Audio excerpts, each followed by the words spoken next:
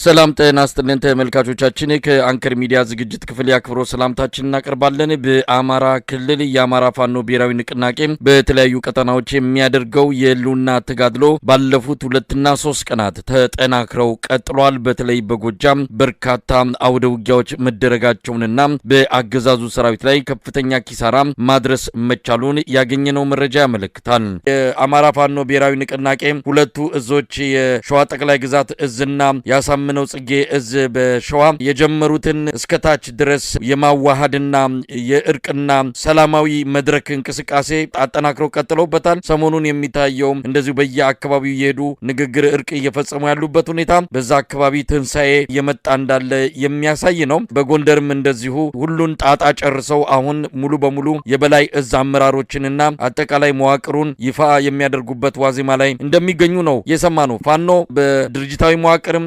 በወታደራዊ እንቅስቃሴም በስልጠና በሁሉም ረገድ የተጠናከረና እድገት የሚታይበት እንቅስቃሴ ላይ እንዳለ ነው የሚታየው። በአንጻሩ አገዛዙ ከዕለት ወደ ዕለት እየኮሰመነ አገሪቱን ለማስተዳደር አገሪቱን ለማስቀጠል የሚያስችለውን አቅም እያሟጠጠ እየጨረሰ እንዳለ ነው የምናየው። ቀደም ሲል እንደጠቀስኩት በአላጌ በአሁን ሰዓት የወታደራዊ ቁስለኞች ማዕከል ከሆነ ሰንብቷል። ከቅርብ ጊዜ ወዲህ ማዕከሉን መሸከም ማስተናገድ ከሚችለው ታካሚዎች ቁጥር በላይ እንደሆነ ነው የሰማነው። ከዛው አካባቢ ከውስጥ ባገኘነው መረጃ በአሁን ሰዓት ቁስለኞች ሳይድኑና ሕክምና ላይ እያሉ አዳዲስ ቁስለኞች እንደ ጎርፍ እየመጡ በመሆኑ ለሌሎች ቦታ እንዲለቁ በሚል ሕክምናቸውን ሳይጨርሱ ከግቢው እንዲሰናበቱ እየተደረጉ ነው። ብዙዎቹ ሕክምናቸውን አልጨረሱም፣ ክትትል ያስፈልጋቸዋል። ነገር ግን እንዲለቁ ተደርገው በአሁን ሰዓት በየመንገዱ ዳር በልመና ላይ ሆነው ሕክምናችንን የምንጨርስበት ገንዘብ እርዱን እያሉ ኢትዮጵያውያንን እየጠየቁ ያለበት ሁኔታ ተፈጥሯል። ትልቅ ሰብአዊ ቀውስ እያየን እንገኛለን። ሁኔታውን በቅርበት የሚከታተሉ አንድ የአንከር ሚዲያ ምንጭ እንደገለጹልን ከሆነ በተለይ ህፃናት ወታደሮች ገና በልጅነታቸው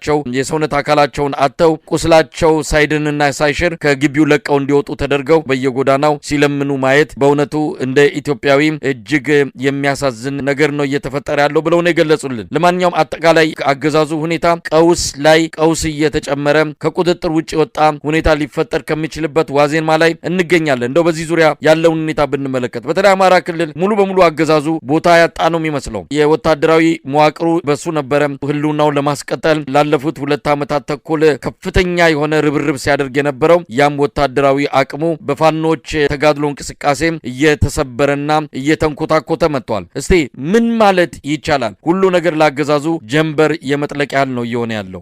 በተለያዩ የአማራ ክልል አካባቢዎች ያሉትን ወቅታዊ ሁኔታዎች በተመለከተ ወደ እናንተ የምናደርሰውን ከፋኖ መንደር የተሰኘውን መርሃ ግብራችን ነው ይዘን የቀረብ ነው። ሰሞኑን በአማራ ክልል በአብዛኛው ቀጠና የአማራ ህዝብ ድምጹን ያሰማበት ትዕይንተ ህዝብ መካሄዱ ይታወሳል። ያንን ትዕይንተ ህዝብ ተከትሎ የአብይ አህመድ አገዛዝ በቂም በቀል የድሮንና የከባድ መሳሪያ ጥቃት መፈጸሙን ነው ያገኘናቸው መረጃዎች የሚያመለክቱት። በሌላ በኩል በተለያዩ አካባቢዎች በፋኖ ኃይሎች በተወሰዱ እርምጃዎች በአገዛዙ ጥምር ሰራዊት ላይ ከፍተኛ ኪሳራ መድረሱን የሚያሳዩ መረጃዎችም ደርሰውናል። በጥቅሉ በአማራ ክልል ያለውን ወቅታዊ ሁኔታ በተመለከተ ዝርዝር መረጃ ሊያካፍለን የዘውትር ተሳታፊያችን መስመር ላይ ይገኛል። ወደ አንተ ልምጣ።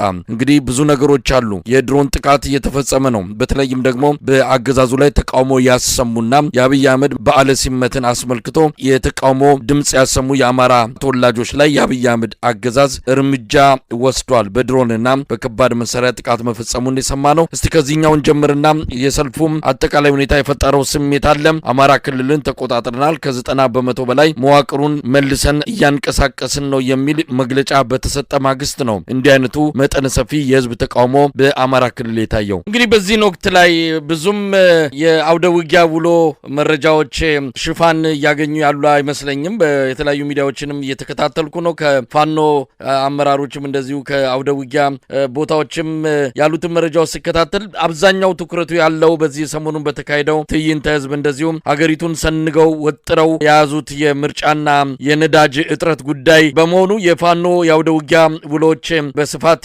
ጆሮ ተሰጥቷቸው የተሰሙ እንዳልሆነ የተረዳሁትና አሁን አንተ ስትገልጸው አሁንም እንደቀጠለ የአማራ ህዝብ ዋጋ እየከፈለ ፋኖች የአገዛዙን ጥምር ሰራዊት አክርካሪ እየሰበሩ መሆናቸው ለአንድም ቀን ሳይዛነፍ እንደቀጠለ ነው ለመረዳት የቻልኩት። እንደው በአማራ ክልል አሁን እንደምናየው ምርጫ የመካሄዱ ነገር ያው ቀደም ሲልም እንደተገለጸው በአማራ ክልል የሚቻል አይደለም። አብይ አህመድ በታንክና በድሮን በታጠረ ሁኔታ ምርጫውን አካሂዳሉ ብሎ በደመነፍስና በጀብደኝነት ገብቶበታል። አሁን መረጃዎችን እንደምናየው በተለያዩ አካባቢዎች የምርጫ ጣቢያዎች ጥቃት እየደረሰባቸው ነው። የምርጫ ቁሳቁሶች እየተቃጠሉ እንዳለ እያየን ነው። ምርጫ ለማስፈጸም የሚሄዱ ሰዎች እየታገቱ እርምጃ እየተወሰደባቸው እንዳለም እየሰማን ነው። መጪው ጊዜ በጣም ወሳኝ ነው። የኦሮሚያ ክልልም አብዛኛው ቀጠና እንደዚሁ በሰላም እጦትና በአገዛዙና በኦሮሞ ነጻነት ሰራዊት መሃል በሚደረጉ ውጊያዎች ሰላም የደፈረሰበትና መንቀሳቀስ የማይቻልባቸው ሁኔታዎች እየተፈጠሩ እንዳለን የሰማነው። እስቲ ከዚህ ጋር እያይዘን እንየው። የነዳጅ እጥረቱ በራሱ የፈጠረው የጋለ የህዝብ የቁጣ ስሜት አለ። ምርጫ ላይ የተጀመረውና አገዛዙ አይኑን ጨፍኖ የገባበትም ሁኔታ አለ። ከአማራ ክልል ጉዳይ ጋር አያይዘን እንመልከተው። አሁን አንተና እኔ እየተነጋገርን የደረሰኝ መረጃ አለ። በአርማጭሆ ቀጠና የአገዛዙ ጦር ጭኖ ሲጓዝ የነበረ የመከላከያ ተሽከርካሪ በፋኖ አልሞ ተኳሾች በመመታቱ በመኪናው ላይ የነበሩ ከ50 በላይ የሚሆኑ የመከላከያ ሰራዊት አባላት ገደል ገብተው ሙሉ በሙሉ ማለቃቸውንና አንድም የመከላከያ ሰራዊት ያልተረፈ መሆኑን መረጃዎች ያመላክታሉ።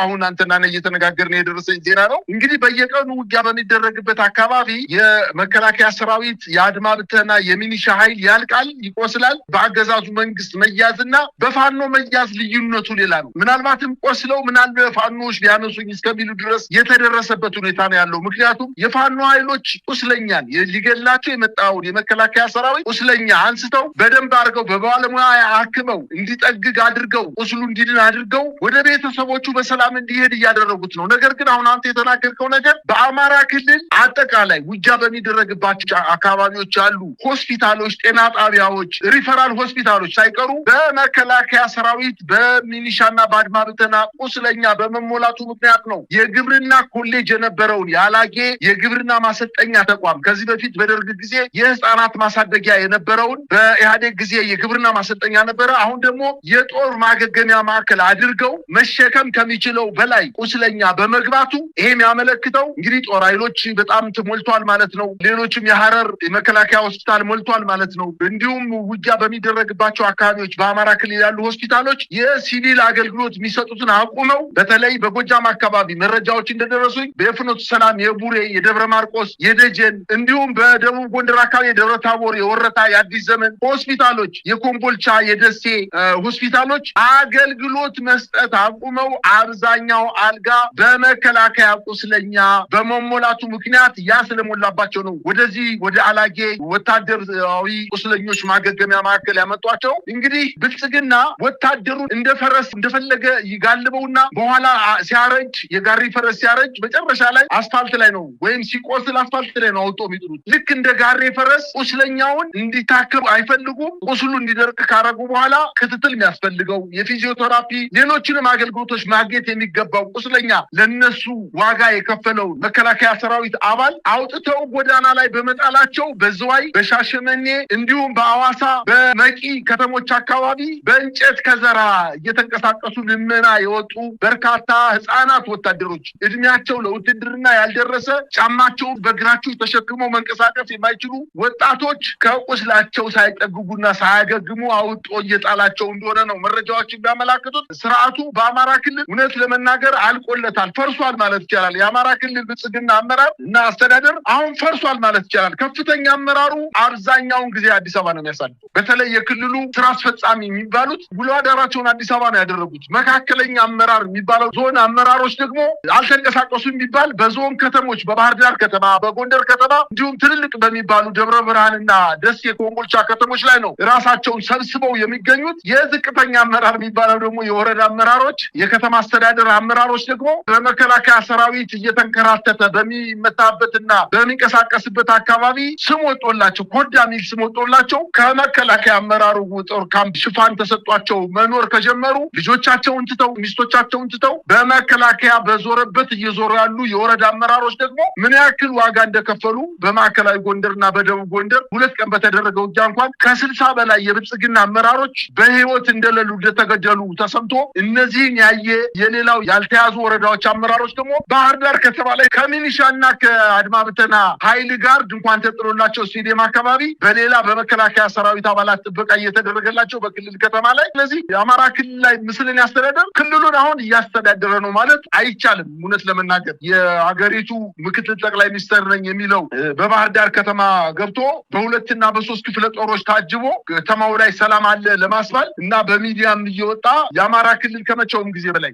ሰላም ነው፣ ልማቱም እየተፋጠነ ነው። ክልሉ ሰላም ከሆነ ዛሬ ደብረ ወርቅ አካባቢ በተወለደበት ብቸና ሞጣ ከዚህ በፊት 2 ዓመትና 3 ዓመት ሲያደርገው እንደነበረው ብቸና ደብረ ወርቅ ደብረ ማርቆስ መሄድ ይችላል ወይ? አይችልም። እሱን ተወውና ከ3 እና ከ4 ወር በፊት እንደሚያደርገው ማርቆስ ከተማ ላይ በሄሊኮፕተር ፍኖተ ሰላም ላይ ከተማ ላይ በሄሊኮፕተር ታጅቦ ሄዶ የ1 ሰዓትና የ2 ሰዓት ስብሰባ ህብረተሰቡ ሰብስቦ መናገር የማይችልበት ደረጃ ላይ የተደረሰው የአማራ ክልል ምስለኔ አስተዳደር አሁን ባህር ዳር ከተማ ላይ 2 እና 3 ክፍለ ጦሮችን በግራና በቀኝ አሰማርቶ በአስፋልት ዳርና ዳር አቁሞ በዛ አካባቢ ያሉ ሆቴሎችን፣ የንግድ ድርጅቶችን፣ መኖሪያ ቤቶችን አዘግቶ የሰው እንቅስቃሴ ተገድቦ ብስክሌት እየነዳ በዛፍ ስር ተቀምጦ ከተማዋ ልክ ሰላም እንደሆነች የሚያሳየውን የአማራ ክልል እኮ ጠንቅቆ ያውቀዋል። የየቀኑን የድምፅ የጩኸት የጥይት ተኩስ ይሰማል። ቁስለኛ ይመለከታል። የሞተ ወታደር በጆንያ ተጭኖ እንደሚሄድ እህል በኦራል ተጭኖ ሆስፒታል ሲገባ ይመለከታል። በአጠቃላይ የአማራ ክልል ስቃይና መከራ የአማራ ክልል ህዝብ በደንብ አድርጎ ስለሚያውቀው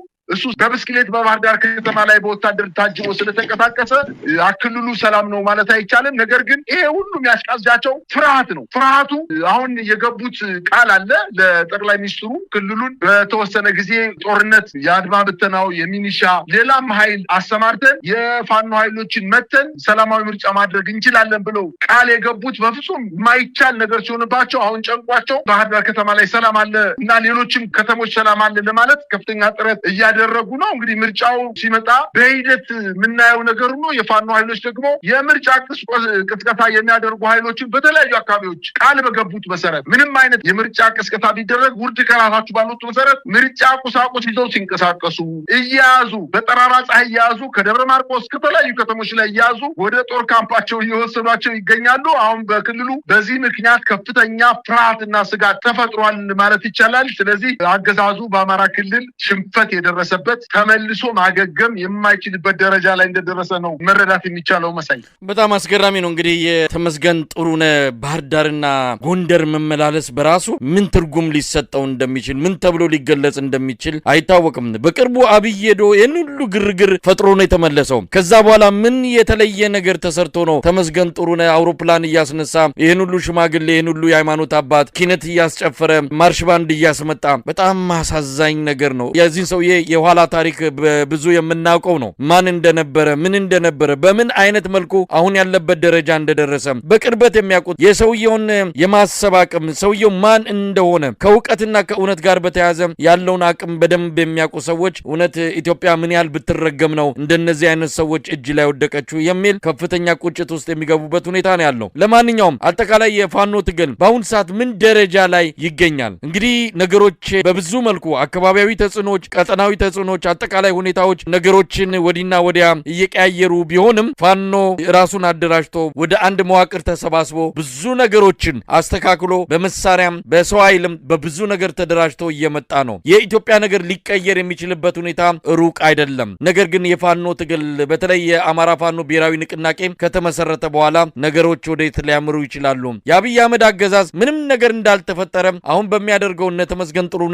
ቴሌቪዥን ላይ የጣደ ክልሉ ሰላም ነው በማስባል የሚገኝ ነገር እንደሌለ አውቆታል። ከዛ የተለየም ነገር እንደሌለ እንደማይመጣም ይልቅስ የአማራን ሕዝብ ወደ እርስ በርስ ጦርነት ለመክተት ሚሊሻዎችንና አድማ በታኞችን የጥይት ቀለብ እንዲሆኑ እያደረጋቸው ክልሉን በጦርነት ለማቆየት ካልሆነ በስተቀረ የአማራ ክልል ጉዳይ ያበቃለት ያለቀለት ጉዳይ ነው። የአማራ ሕዝብ ማንገቻዬ ተበጥሷል ብሏል። ከዚህ በኋላ ከብልጽግና ጋር ለአንድም ቀን ቢሆን አብሮ የሚሆንበት ጊዜም አክትሟል። ስለዚህ እንደው የፋኖ ትግል ምን እንጠብቃለን? ኢትዮጵያ ውስጥ ያለውን መከራ እየመጣ ያለውን አደጋ በማሳጠርና በተለይ አብይ አህመድ ካዘጋጀው የጥፋት ድግስ በመታደግ ኢትዮጵያን ለማዳን የሚደረገውን እንቅስቃሴ በተመለከተ ከፋኖ ብዙ ይጠበቃልና እንደው በዚህ አንጻር ምንድነው እየሆነ ያለው? ምናልባት ይሄ አልፎ አልፎ የሚታየው ወታደራዊ እንቅስቃሴ መጠነ ሰፊ በሆነ መልኩ ስርዓቱን ከአማራ ክልል ጠራርጎ በማስወጣት ብቻ አይደለም ከማዕከላዊ መንግስትም ፈንቅሎ በኢትዮጵያ የስርዓት ለውጥ እንዲመጣ በማድረግ ረገድ ፋኖ ዘንድ ያለው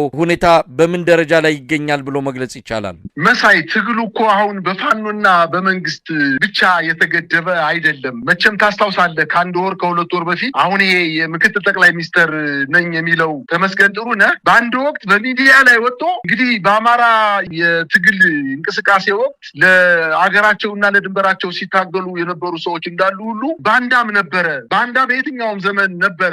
ነገር ግን የአማራ ህዝብ እንደዚህ ባንዳ ሲሆን አይቼው አላውቅም ብሎ ህዝብን እንደ ህዝብ የሰደበ ስርዓት ዛሬ ሰርገኛ መጣ በርበሬ ቀንጥሶ አይነት ምርጫ ደረሰና ምረጡኝ ብሎ እንቅስቃሴ ቢያደርግ የሚሰማው የለም። እንዲያው የአማራ ህዝብ በጣም ትዕግስተኛ ለህግ መከበር ብሎ ዋጋ የሚከፍል ህዝብ እንጂ ፈርቶ አይደለም ዝም ያለው። ከዚህ በፊት በጣም ተከታታይ በደል ሲደርስበት፣ ተከታታይ ግድያ ሲደርስበት፣ ስደት፣ መፈናቀል፣ በደል ሲደርስበት እባካችሁ ተውን ልኑርበት ከሌላው ማህበረሰብ ጋር እኩሉኝ ልኑርበት የሚል ጥያቄ ገበሬው ባህር ዳር ከተማ ከመራይ ከአዴት ከአገው ምድር አካባቢ ያሉ ወደ ጎንደር ደግሞ ብንመለከት በዙሪያው ያሉ የወረዳ የአርማጭሆ የበለሳ የደንቢያ የአለፋ የጣቁሳ ወረዳ ነዋሪዎች ጎንደር ከተማ ሄደው ጥያቄ ሲያቀርቡ ደብረታቦርም እንደዚሁ ማርቆስም እንደዚሁ ገበሬው ጅራፍ ወጥቶ እኛ መሬታችንን አርሰን እንኑርበት ብሎ ጥያቄ ሲያቀርብ የጅራፍ ፖለቲካ ብሎ የተሳለቀበት የአማራ ክልል ምስለኔ አስተዳደር ነው ያስጠቃው። የአማራ ክልል ምስለኔ አስተዳደር ዛሬ ልክ እንደ ዝንጀሮ ሰርግ በቃ መጻፊያው አጥሮት ካለቃቸው የተሰጣቸውን ትዕዛዝ መፈጸም አጥቷቸው ወዲህና ወዲያ ሲደናበሩ ማየት ከዚህ የበለጠ ሽንፈት የለም።